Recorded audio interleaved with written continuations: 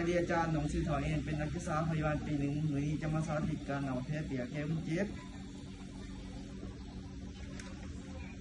ศึกษาของคนเจ็บซื้อนักเปย์อายุ25 ปีอยู่บางทูนนครปากซีแขวงจำปาสักเขามาในคำวันที่25 เดือน 8 ปี 2016เพื่อการเมียนมูลเพยเวียนเชนสบายดีเอื้อยซีกันดีอายุ10 ปีอยู่บ้านนี่ดินครปากซีอันนี้บ่โดยน้องซื้อแอนเดอร์เป็นพยาบาลย่านดึกนี้อันเดือนนี้น้องจะมาลำเพให้เลยเด้อสาเหตุได้ยึดประชุมเมนเพื่อให้บาดแผลพวกเลยหายเศร้าได้ไว้ถึงและตามใบสั่งของพันหมอน้องพร้อมไปเกี่ยมทุกคนกันเรื่อยแล้วเราขายคนอย่างเดียวน้องล้างมือน้องหากันก่อน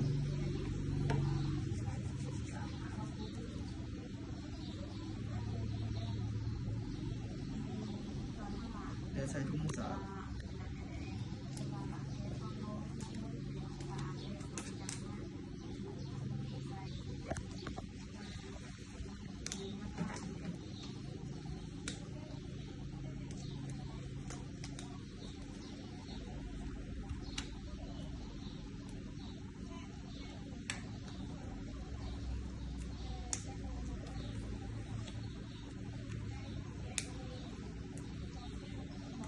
เขาจะจัดสภาพไปรอนหอยเนาะโดยที่ว่าจัดสภาพไปรอแล้วก็โดยที่ว่าเปิดไฟให้เก่งให้เสียงซ้ำเพียงพอแล้วก็ปิดทุก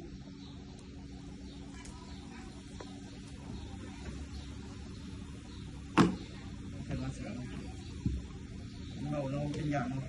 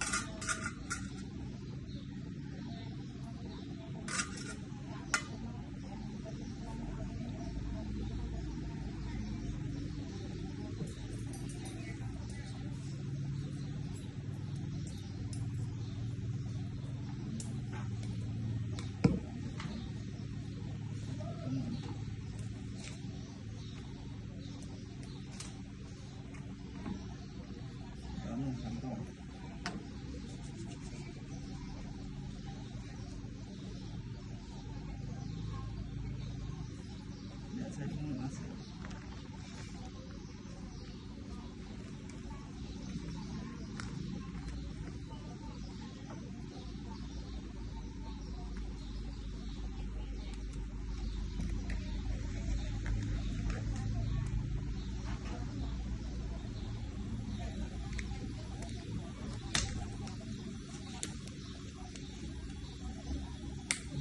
แล้วก็แปลงเด็กนะ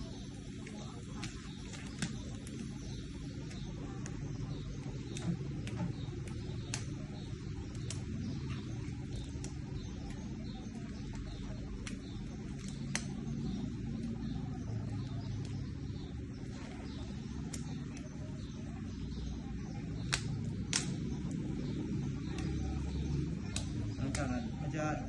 ตกหนักไหมเนาะเป็นอย่างนี้ถึงด้วยหนึ่งเนาะมันอย่างเดียวจะแล้วจะถอดไปจ่อเนาะ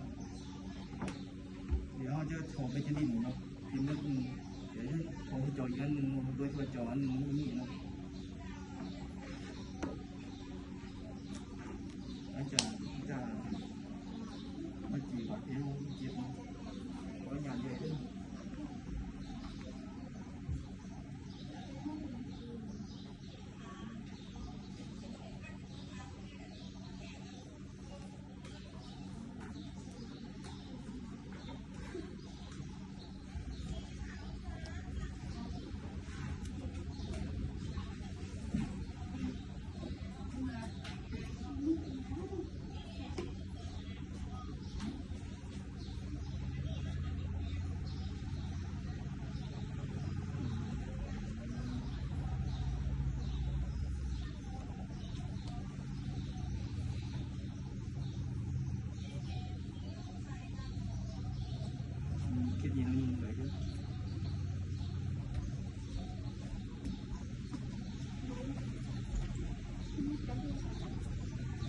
ใส่แป้งเลี้ยงมือเนาะสั่นนิดก่อน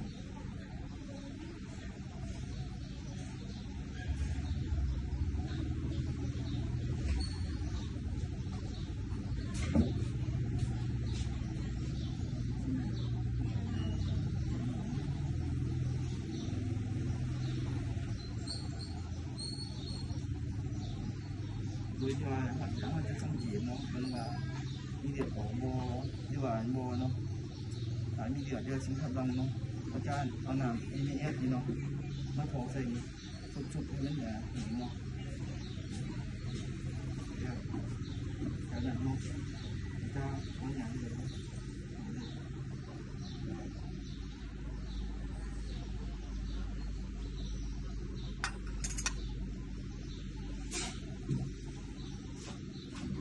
ปิดถ้วยมาเนาะเสร็จเป็นไง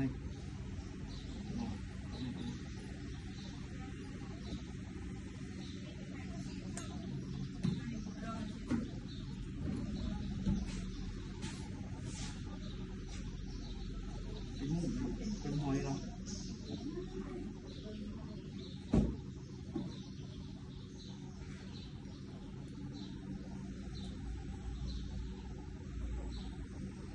จุดถ่ายน้องเขาจะใส่สังขรณ์สำลีจานจุ่มบิตาดินเนาะเจ็ดโดดมันเลยเนาะเดี๋ยวจะเนาะอาจจะมาใส่ขาสองอัน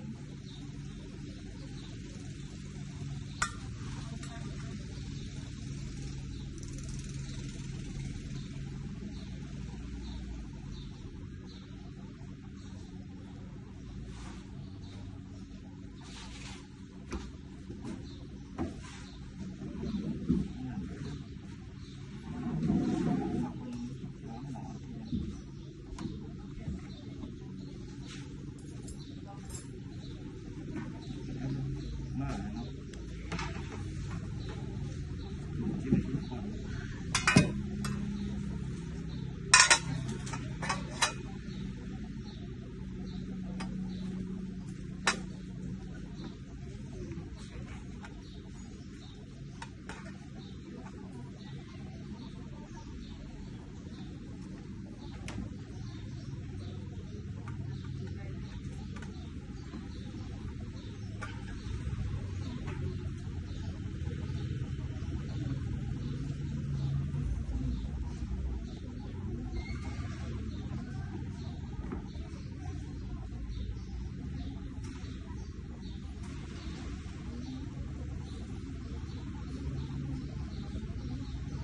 เดี๋ยวเขาจะมาถอดมือมันเป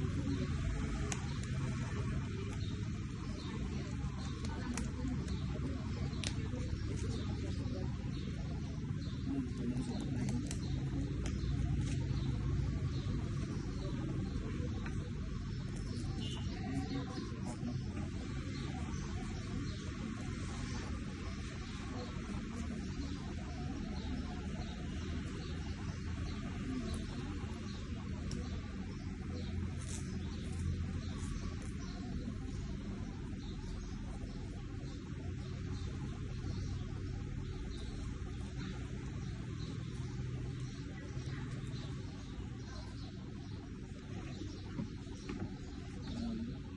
เดี๋ยวเด้อมันบ่มีเลยแกว่าดึงมันแท้ของเดิมแล้วก็บุคคลอยู่เลยกินอาหารเรือเพชรเรือจิ้มของรองเรือดอกเบี้ยเด้อไอ้คนอยู่เลยกินอาหารเพชรอันอ่อนเส้นว่าเปียกับตัวโบแต่กินไม่ได้เลยเด้อยัง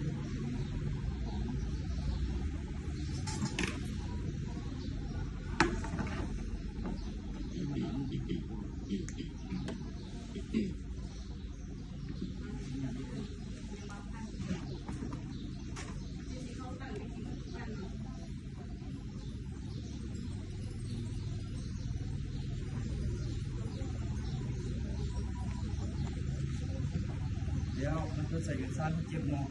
ว่าหลังเทแต่เจ็บวันที่ไหนหลังในเวลาจมูกแต่ก็ซีพิวแบบซีโคมาเทว่าน้องโบเดียงโบเดือดดึงขันโบควรโบว่าจะจุดถึงเซนให้ซ่านเจ็บเนาะ